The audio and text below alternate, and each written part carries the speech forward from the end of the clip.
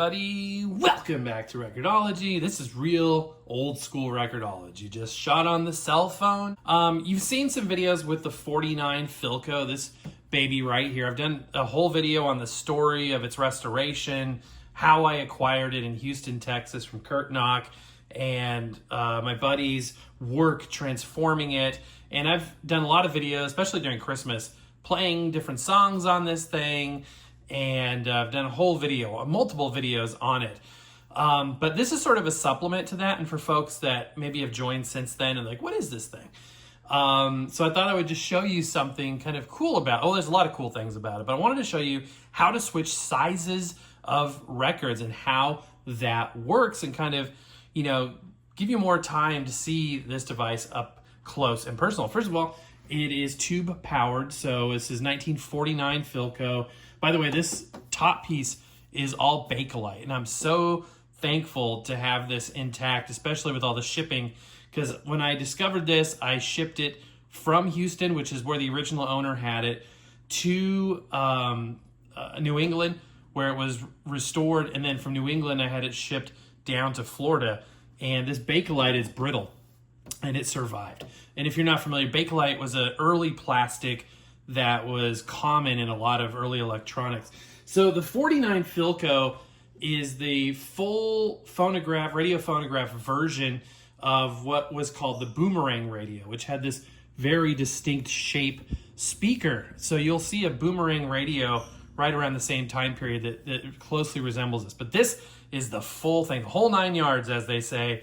It's got the radio, AM, FM, and a fully automatic turntable. And it's hard to wrap your brain around that, but it's truly phenomenal. They actually had automatic record players going back into the 30s and maybe even before that. But as far as I know, into the 30s, this thing is fully automatic, auto return, auto start, everything. It's just truly, truly amazing. So let's go ahead and start by turning it on. And anything with tubes is going to take some time to warm up. It takes about 35, 45 seconds to warm up. Everything's been restored, as we've talked about. I do need to lubricate the platter. Somebody noticed in a recent video it's squeaking a little bit, but we'll just deal with it for today. I just show you just briefly right here what this thing looks like with this lid that hinges up. I don't want to take it off right now, but I'm going to go ahead and show you what it looks like underneath. So you'll notice on the platter there's two rubber wheels on the sides, and those help stabilize the record. This is designed to play both 10-inch and 12-inch records, which were the two common sizes of records back in this day and era. This, you know, it's kind of overlapping with the development of the 45 a little bit that RCA was bringing to market right about this same time. So we're going to leave 45s out of this for the time being. But essentially, we're looking at shellac records, both 10-inch and 12-inch. Those were the two most popular formats for folks. And even the LP that Columbia was developing had come along by 49. Anyway, so those rollers on the sides enable this thing to basically center the record over the spindle, which lifts up magically right out of the bottom of the platter, because you have to be able to slide the record on the platter. So obviously the spindle has to lower out of the way in order for that to happen, and raise up again once the record is in position. So in order to position it, there needs to be, you'll see this little metal piece in the back, and then these two rubber wheels on the side, these little rubber rollers. So the most common use case is going to be the 10-inch disc. This is a 10-inch Capital, My Favorite Brunette with Bob Hope and Dorothy Lamour. I've played this on the channel at least twice. But yeah, if you slide it in over here or over here, it's going to kind of guide you to the middle, and then you'll slide it in gently. It slides on the flocking that's on the metal platter. This has been reflocked, so it's nice and fluffy. It's not going to scratch the record. And you feel that little metal piece in the back when it goes back far enough. And those rollers are kind of holding it on the side. And to start the record playing, all we have to do is lift this up. It's completely automatic, which is amazing. I just keep thinking, to the people of 1949, this just must have been incredible. I think it's incredible now, but imagine what it was like in that day and era compared to like hand crank phonographs, which would have been like on those people's minds, especially older folks. They would have remembered those and thought those were cool, which they are. But to see something this automated and futuristic by comparison must have been wild. There's a mode switch, input switch, whatever, so you can switch between the radio and the phonograph. And then if you're on radio, AM and FM. I'm not going to go into that today. We're set to phonograph, which is the primary use case for this. Again, fully tube amplified, new speaker, and the tubes, the capacitors, everything have been either replaced or tested to be working fine. And then to start it, you just raise the lid, as you have seen and heard before. And it starts playing. You got a volume control, which is the same thing as a power switch. I'm turning it down a little bit. It's nice and warm. Bobby Hope was a boy who liked girls with raven tresses. He thought every girl just for And then him at any was... point, you can open that up and it will stop playing the record. And then if you close it again, it starts over again at the beginning, which is amazing. And you can do that as much as you want. And if it gets to the end of the record without you doing anything, it will also stop playing. And basically, you've got a string attached to the tone arm, and the string lifts the tone arm up and places it back. It's all mechanical. It's all mechanical. It's just truly, truly amazing. Okay, so what if you wanted to play a 12-inch record? Well, first of all, why are there 12-inch records if they have these 10-inch records? So 10-inch records hold approximately 3 to 3.5 minutes of music per side. They're basically one song of popular music. So these were very popular for jazz music, pop music.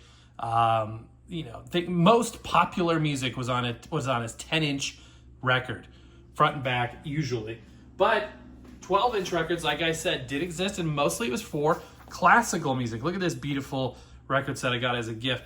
Now, this is the same 12 inches that a regular vinyl record is, but don't dare put a vinyl record in there. This thing tracks heavy for vinyl, too heavy for vinyl. It's designed for shellac. It'll baby a shellac record. It'll not do any damage other than normal wear and tear. It's got a modern upgraded cartridge relatively. It's a new old stock cartridge, new needle and all that good stuff. But you can play these 12-inch records. These are heavy. So imagine, shellac, it's a pretty heavy material. So this is an album of, this is the Grand Canyon Suite. This is a famous album on Columbia Masterworks. It's literally an album of records.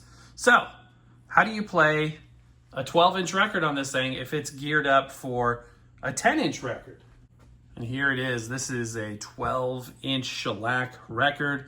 So obviously, the larger disc has more surface area and it can handle longer songs at 78 RPM.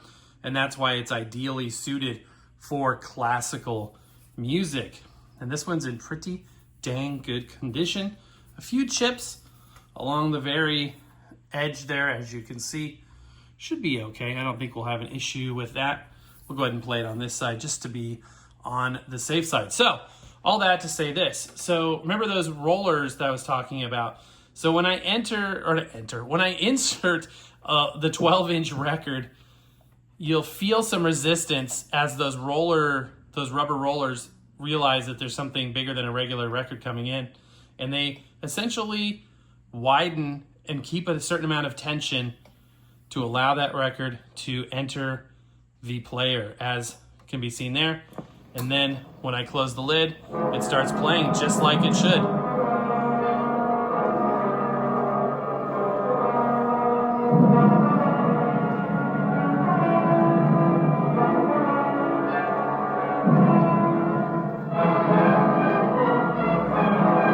And again, I can stop it at any time by just opening that. And that's just amazing. Isn't that the coolest thing ever? Phenomenal. It's it's remarkable to think that just, put the disc in, you can set it and forget it. This would be a great family record player, turntable, phonograph. So yeah, this is a really cool unit. It's a very useful way. In addition to just being cool and interesting, it's also a very useful and practical way to play 78s because first and foremost, it has the right size stylus. Not that you have to have a vintage unit to do that, but you'll notice that there's not a lot of surface noise. I mean, there is surface noise, but there's not a ridiculous, like you put this on a Crosley Cruiser or something similar, it's gonna sound really noisy. You'll hear the music, but it'll sound really noisy, again, because the needle is too small for these wide grooves. But this has the right groove. It's got the right size stylus, the 3mm stylus. It is tube amplified. Everything is optimized and tuned for these records. There's no RIAA being applied, which is good because on a modern record player, unless you are removing it somewhere down the chain, it's applying an EQ curve that does not apply to these. These were not mastered with RIAA, therefore they're not going to sound as good with that EQ. It's not going to be the end of the world if you play it that way, but optimized for these older records. So these essentially have a different EQ applied. Here's the 10-inch compared to the 12-inch by comparison there. And then without, making any adjustments, I can put the 10-inch record right back in. No problem at all. By the way, I played a Bing Crosby song. Let me see if I can find it. I think I have it right under the record player here. This is not ideal. I know this is not ideal, but this is the way I've just literally am doing it right now. That's a Glenn Miller. Oh, no, I don't have it right here. But anyway, I was going to say there was a Bing Crosby record I played a day or two ago, and folks were noticing the absence of instruments, and that was likely due, and I agree, to a musician strike that was going on during that time. So here's an RCA Victor Bluebird. Interesting label there. It looks like a later issue Victor and a Bluebird combined. It's kind of a strange label. If you know your Bluebirds, you know your Victors. That's kind of a strange one. Let's see if anybody can figure out what is different about this one. There's something you can look at that will tell you why this is unique. It's not a reissue. This is an original issue. But why does this one look different? Let me know in the comments down below. But yeah, just put the record in gently, and it starts playing.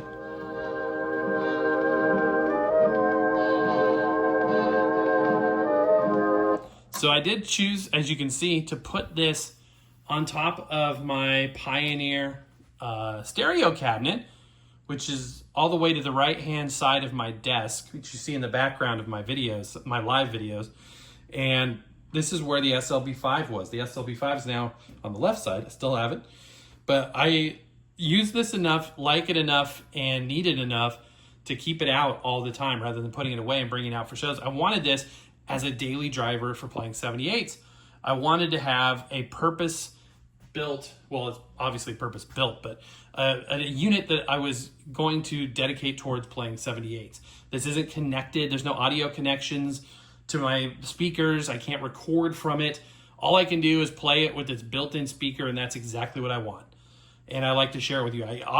More times than not, I'm filming what I'm listening to. Probably almost every single time I listen to a record, I was saying I film it because I just want to share it with you guys. And that's why I wanted to do this video. I wasn't planning on doing a video today. It just, I had this inspiration to want to, share this with show and tell. I always say I do this show and tell. And I just visualize us hanging around as friends. Hey, come in here and look at this. Let's go check this out, talk shop and stuff like that. So anyway, hope you guys enjoyed this. If there's anything else you want to see about this unit, let me know. I plan to do some more videos with my AM transmitter, listening to some old time radio or period music, newscasts perhaps, which would be really fun, through my AM transmitter into this tube radio and or possibly my Motorola AM radio as well. I think that would be really, really cool to do. So there's more ideas brewing in the background, but for now I'm going to go ahead and turn this bad boy off, let it cool down, and say a massive thank you to you guys. I appreciate each and every one of you, and I bid you a very happy record hunting, and we'll see you real soon.